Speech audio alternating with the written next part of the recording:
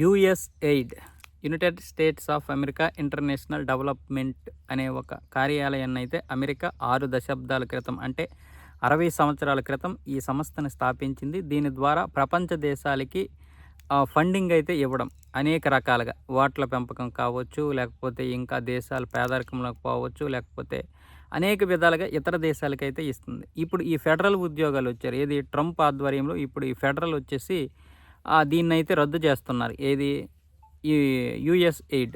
ఈ యుఎస్ఎయిడ్ని రద్దు చేస్తే కొన్ని వేల మంది ఉద్యోగాలు అయితే కోల్పోతున్నారు.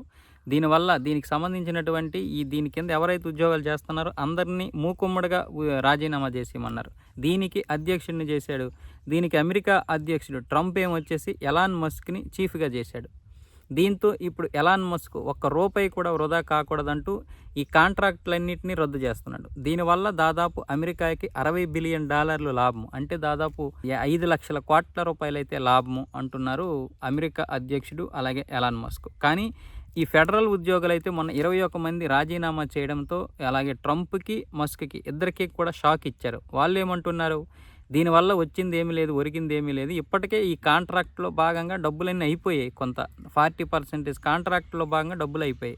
దీనివల్ల లాభం ఏం లేదు. ఇప్పటికే దాదాపు 1197, 1177 కాంట్రాక్టులు అయితే రద్దు చేశారు. అందులో 417 కాంట్రాక్టులు పూర్తిగా అందులో ఉన్నటువంటి ఫండింగ్ అంతా ఖర్చు చేశారు. దీనివల్ల రద్దయినా పెద్దగా లాభం లేదు, అవ్వకపోయినా లాభం లేదు, వచ్చిన నష్టమేమి లేదు. కాబట్టి ఎలాన్ మస్క్ని అయితే వాళ్ళు విమర్శిస్తూ మూకుమ్మడి రాజీనామా చేశారు. అయితే గురువారం, శుక్రవారాల్లో మీ ఉద్యోగాలకి రాజీనామా చేయడమే కాదు, మీ డెస్కులు కూడా ఖాళీ చేయండి అంటూ ఎలాన్ మస్క్ అయితే ఒక అల్టిమేటం జారీ చేశారు. ఇప్పుడు ఫెడరల్ ఉద్యోగులు దానిలో మొత్తం మూకుమ్మడిగా వాళ్ళందరూ కలిసి అక్కడ మోహరించడంతో ఈ యుఎస్ఎయిడ్ సంబంధించినటువంటి ఉద్యోగులందరూ కూడా 15 నిమిషాల్లోనే వాళ్ళ యొక్క డెస్కులు ఖాళీ చేశారు. దీంతో ఈ ఫెడరల్ యుఎస్ ఎయిడ్ కంపెనీ అయితే మూతపడింది. గత 60 సంవత్సరాలుగా సేవలు అందిస్తున్నటువంటి ఈ సంస్థలో పనిచేసిన వాళ్ళందరూ కూడా డెస్క్ ఖాళీ చేస్తున్నప్పుడు భావోద్వేగానికి అయితే గురయ్యారు. కొంతమంది అయితే ఏడ్చుకుంటూ రావడం కూడా చూశారు. ఆ ఏడ్చుకుంటూ వస్తున్నటువంటి వారిని కూడా ఆ ఫెడరల్ ఉద్యోగులు అయితే కనికరం లేకుండా బయటికి వెళ్ళిపోమని సైజులు అయితే చేశారు. దీంతో అక్కడ ఉన్నటువంటి వారందరూ కూడా అసలు ట్రంప్ ఆధ్వర్యంలో ఏం జరుగుతుందో అర్థం కాలేదంటూ అక్కడ ఉన్నటువంటి కొంతమంది అయితే విమర్శిస్తున్నారు.